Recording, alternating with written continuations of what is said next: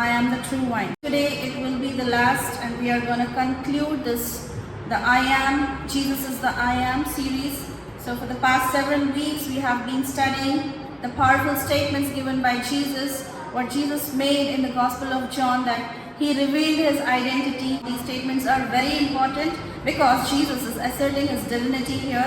Whenever Jesus says, I am, he is using the same language which God used while talking to Moses from the burning bush. In the Old Testament, Exodus chapter 3 verse 14. And God said to Moses, I am who I am, and he said, thus you shall say to the children of Israel, I am has sent me to you to deliver you from this slavery. In the Gospel of John, Jesus attaches metaphors, different illustrations, different examples to clearly make us understand, and to the disciples what these I am statements help us to understand and how God relates to humanity. Let me read out all the 7 I am statements quickly. Number 1, I am the bread of life. Number 2, I am the light of the world. Number 3, I am the door for the sheep. Number 4, I am the good shepherd. Number 5, I am the resurrection and the life. Number 6, I am the way, the truth and the life. And finally, today we are focusing on the final I am statement, that is, I am the true wine. Let us turn to John chapter 15, the Gospel of John in the New Testament, chapter 15, verses 1 to 8, where Jesus Christ is telling about the true vine. I am the true vine, and my Father is the vine dresser. Every branch in me that does not bear fruit, he takes away. And every branch that bears fruit, he prunes that it may bear more fruit. You are already clean because of the word which I have spoken to you. Abide in me, and I in you, as the branch cannot bear fruit of itself unless it abides in the vine. Neither can you unless you abide in me. I am the vine, you are the branches. He who abides in me and I in him bears much fruit. For without me you can do nothing. If anyone does not abide in me, he is cast out as a branch and is withered. And they gather them and throw them into the fire, and they are burned. If you abide in me and my words abide in you, you will ask what you desire, and it shall be done for you. This is the passage which we are going to learn about today, which we are going to understand what is the true wine and how Jesus Christ is the true wine for us. And before understanding this, we have been seeing all the 7 I am statements, and Jesus is using many examples. So this is also one of the examples Jesus is trying to use to make us understand how he is related to us, how he is related to the humanity, related to the disciples. But before starting, it is very important that we have to understand the context, the setting, the background of the passage. Where if we go a little back, that is chapter 14, the last verse, 14:31, we will understand the context. See, let me read out. John chapter 14 verse 31. But that the world may know that I love the Father, and as the Father gave me commandments, so I do. Arise, let us go from here. So let's focus on this last sentence, arise, let us go from here. So here, Jesus Christ, in 14:31, Jesus and his disciples were leaving the upper room in Jerusalem, where they had their last supper. So these disciples, Jesus Christ had their last supper, the final Passover meal before the crucifixion of our Lord Jesus Christ. So after this, they left that place. They left Jerusalem and they were walking to the Garden of Gethsemane, and they have crossed across the Kidron Valley, and so if we look at the map later on, then you will understand. So Jesus Christ was in Jerusalem, he's getting down to Kidron Valley, and after crossing this valley, see these are the two mountains, crossing the valley, and again he is going to the Mount of Olives. And after going there, within a few hours, the betrayer, Judas, would arrive with the enemies, and Jesus will be arrested soon, and the mock trials for Jesus Christ would begin, and then later, eventually Jesus Christ will be crucified after reaching that place. So as they walked, so now they are having a journey from Jerusalem to the Mount of Olives through the Kidron Valley. So while they were having their journey, as they walked, maybe it is believed that they might have passed by a vineyard. We all know what is a vineyard, where they cultivate the grape. The grape cultivation is going on. And Jesus used that moment. Jesus utilized this illustration, this truth, to explain to his disciples. Or else another situation might be, we have a temple built by Solomon. So Jesus pointed to a vineyard or used the temple image, either vineyard or the structure. The disciples would immediately understand if Jesus has taken this example. As I told you before, why Jesus has taken the example of sheep and all light or bread, because they were dependent on those things. In the same way, they were dependent on this cultivation as well. Not only that, why disciples will understand this illustration or this example, because in the Old Testament, the Israel was called as God's vine. V-I-N-E, vine. I again note it down. This is not W, this is not the other one. We are only purely talking about the vineyard. So Israel as the vine in the Old Testament. We can see this in the Old Testament in Isaiah chapter 5, where God compares Israel to vineyard. So God planted it. God planted Israel, the people of Israel. God planted it, cared for it, protected it. But still, instead of producing good fruit for God, the people of Israel, they produced wild grapes. In the sense, they disobeyed God. They did not bear good fruit. Let us read Isaiah chapter 5 verse 7. For the vineyard of the Lord of hosts is the house of Israel. So Israel rebelled against God. So God removed his protection. Before, God was protecting them, but these people, they disobeyed God. They rebelled against God. They grumbled, they murmured for each and everything, complaining. Though God was providing them everything, still they were in rebel. They rebelled against God. So what God did? God removed his protection. God did not protect them. So here again, coming back to this Gospel of John, when Jesus says, I am the true vine, Jesus is telling that I am, unlike those people who rebelled against God, I am the faithful vine. I am always obedient to my Father in heaven. I am always obedient to God. I am not like these people, the people of Israel who rebelled against God. That is, they were denoted as vine, but later God removed the protection. So Jesus Christ is telling, they rebelled. Now they are not the true vine, whom God declared that they are the vine. Now I am only the true vine. The main point here, if we turn to Gospel of John chapter 15 verse 8, John chapter 15 verse 8. By this my Father is glorified, that you bear much fruit, so you will be my disciples. The meaning is very simple. Jesus wants his disciples to be fruitful, unlike the people of Israel. And also Jesus wants us to be fruitful. Us. Jesus Christ wants me, you, all of us, and his disciples to be fruitful. Here we have two questions. What does fruitfulness look like according to Bible, and how do we become fruitful? So the answer is simple. What is spiritual fruit? We have to understand in spiritual terms. So here, if we turn the Bible to Galatians chapter 5 verses 22 and 23, we all know the fruit of the Spirit. Fruit of the Spirit.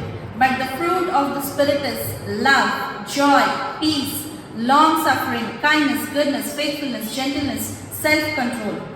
Against such there is no law. The fruit which the Bible, the spiritual fruit which Bible is talking is all these fruit. Now, here we can notice, but the fruit of the Spirit. They are not mentioning as fruits. Only one fruit. Only one fruit means like grape, a bunch of grape, cluster of grapes. When we observe cluster of grapes, there are many grapes in that bunch.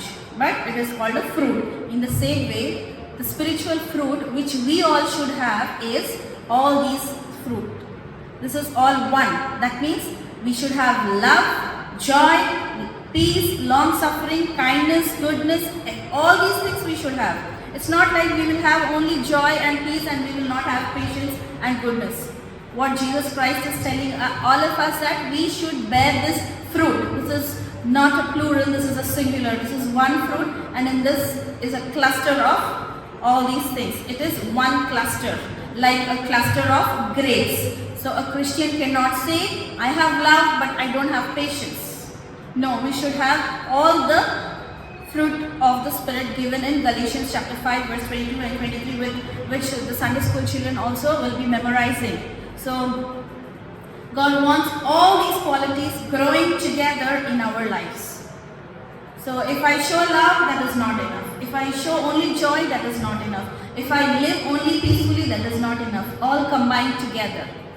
If I am patient and kind, that is not enough.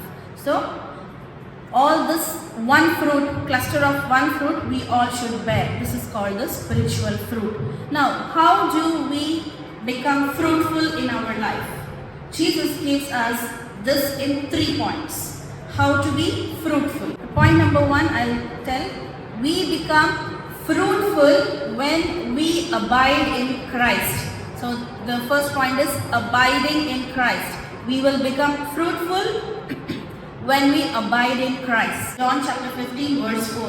Abide in me and I in you, as the branch cannot bear fruit of itself unless it abides in the vine, neither can you unless you abide in me.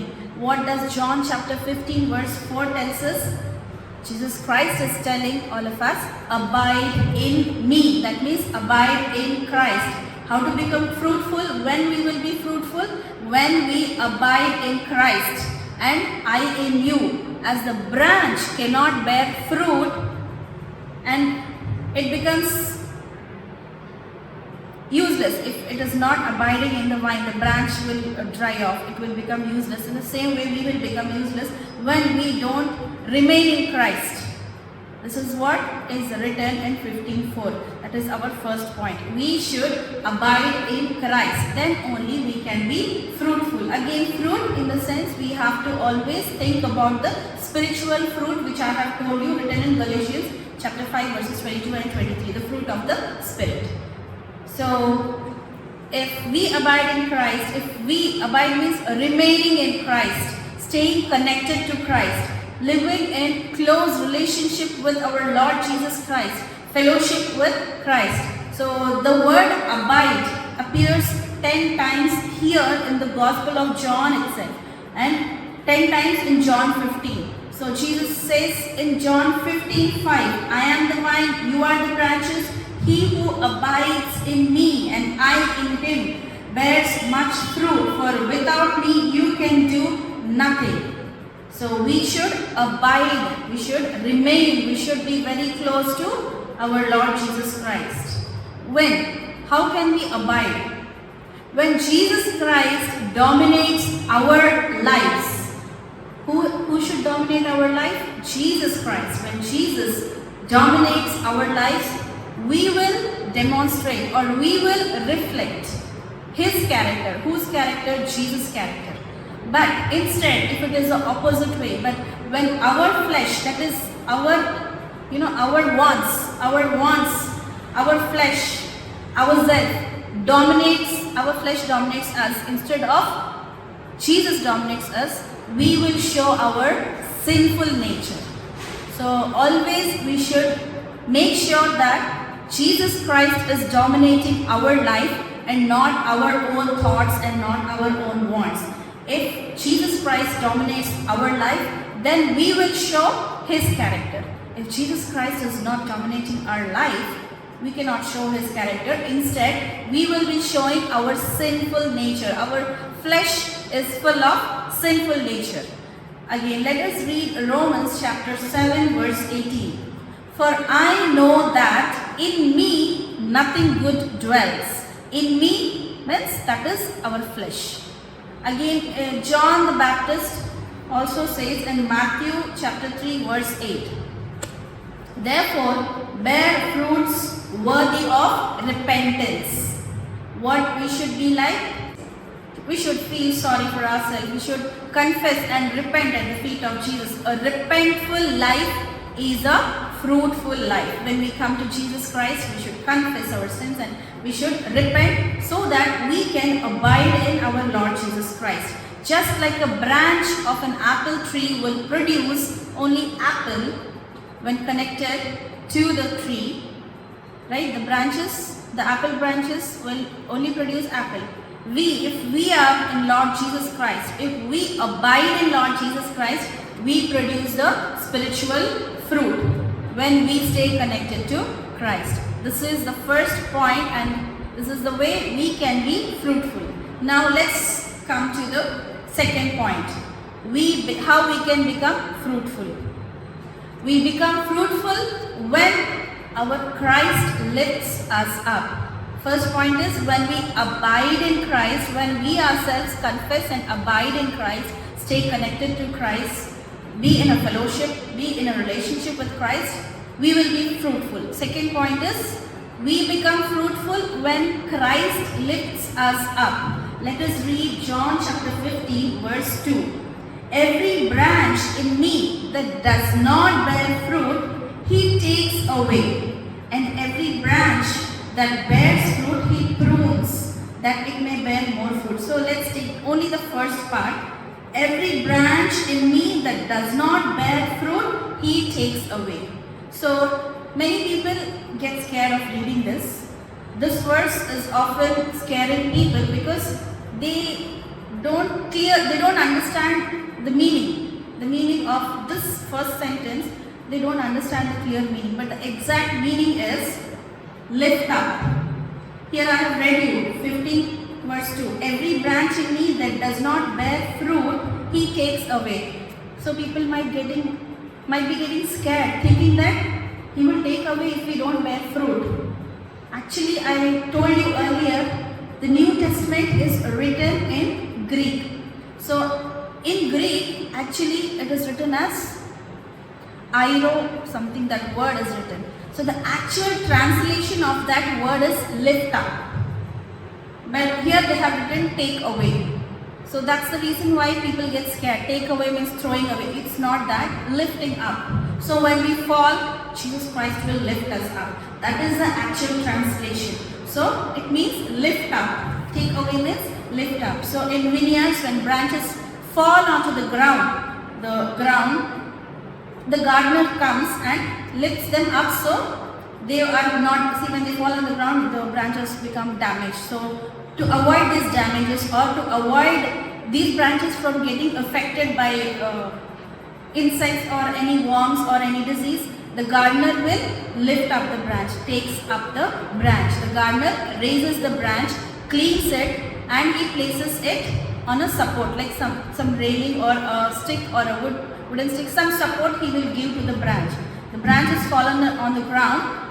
In order to protect this, the gardener will lift. That is the meaning of take away here in 15 verse 2. He takes away means He lifts up.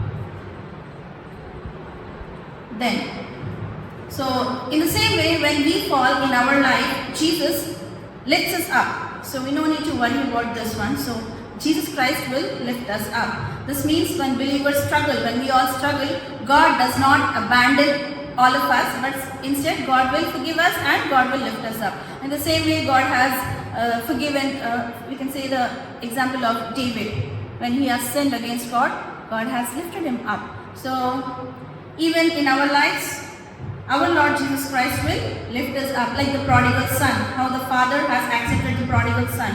God lifts us up so we can become fruitful again. That is the second point. Now coming to the last point, point 3. We become fruitful when we are pruned in Christ. Again 15:2, the second part. He takes, okay.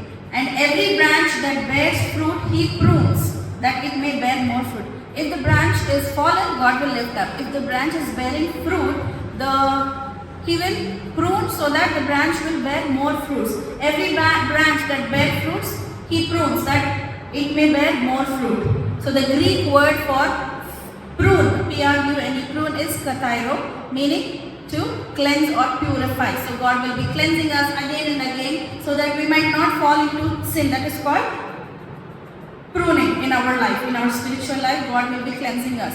So the goal of all of us, Christian life, is not a comfortable life, peaceful, comfortable life. It is a life of fruitfulness. So in this life of fruitfulness, God will be pruning us each and every, oftenly God will be pruning us like a gardener removes all the dead branches so the plant can grow stronger.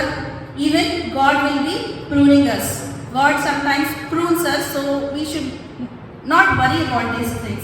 What God will prune in our lives is, suppose if we have selfishness, we might have selfishness suddenly without our intention, God will prune us. If we get pride about our achievements, God will again prune us to make us humble and such things. And definitely we will be sometimes suffering with this anger. God will be pruning us. Me especially, always I suffer with this problem, anger. So God will be pruning. What God will do, He will remove these things so we become more fruitful. So we must make ourselves fruitful. And we have to ask God, what does God need to prune us? Maybe it is anger or selfishness or pride or disobedience or what. So these are the 3 points. If we follow these, we will be fruitful. And we have to remember the fruit of the Spirit. And we have to, fruit of the Spirit, we have to have all these fruit. Love, joy, peace, faithfulness, all these things we should have. It's not like only one. For example, I told you, I always suffered with anger issues. But I'm way better than before now. Because I suffer from short temper. But God is pruning me in the same way. If we ask God, God will prune all of us. If we abide in Him, Jesus Christ will lift us up when we fall down. And if we bear fruit, He will prune us so that we may bear more fruit. Even the children of God, they might be getting pride or selfishness or disobedience. So God will prune us so that we may have fruitful life. And finally, 15:8, let me read and we'll close.